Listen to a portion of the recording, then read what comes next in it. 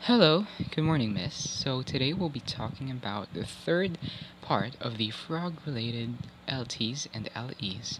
This will be all about the musculoskeletal system of the frog. So this is the output of Tingson, Kuntalidad, and Lavada. So for the first part, of course, this was already discussed in the previous parts. It's pithing and acetone-induced syncope. Okay, I'll just skip this one.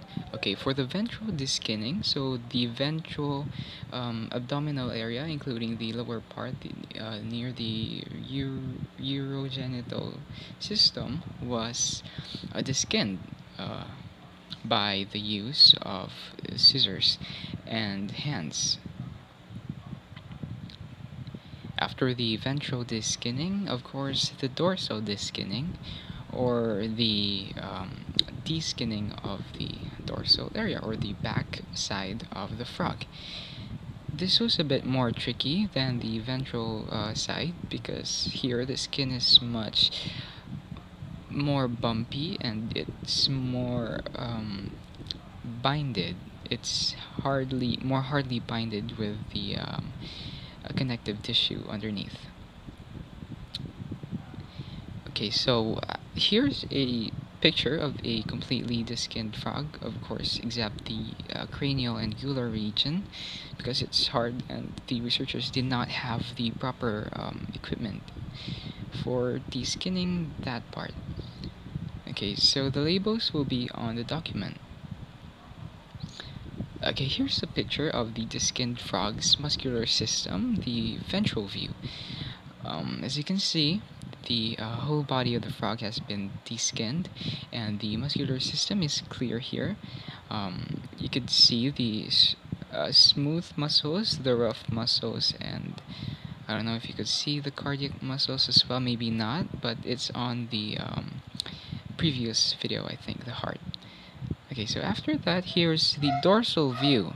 So as you can see, the back side or the dorsal muscles are a bit darker in color compared to the ventral muscles, and they seem to look a bit more stiff and compared to the smoother, more soft texture of the ventral side muscles.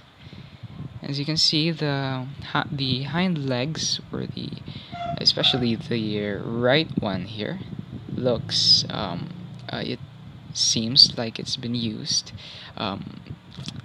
continuously, because it has larger muscles compared to the forearms of the frog, because of course frogs use their legs mostly for traveling compared to their hands. Of course, it goes both ways, because they need both their forearms and their hind legs to move, but especially the hind legs, because it takes more of the work. Here's the view of the frog skeleton. It's a ventral view, and this one is polished. By polished, we mean we applied clear nail polish on the mounted skeleton. This will also be found on the next video, so if you want a 360 of the video, of the frog rather, it's on the next video. So this one is the lateral view. It's basically the same. You could find the labeled system, this labeled skeletal system on the document. And here are the unpolished versions. As you can see, it was originally a bit darker and a bit more it contains like markings of like dark markings. So that's it for this video. Thank you so much for listening.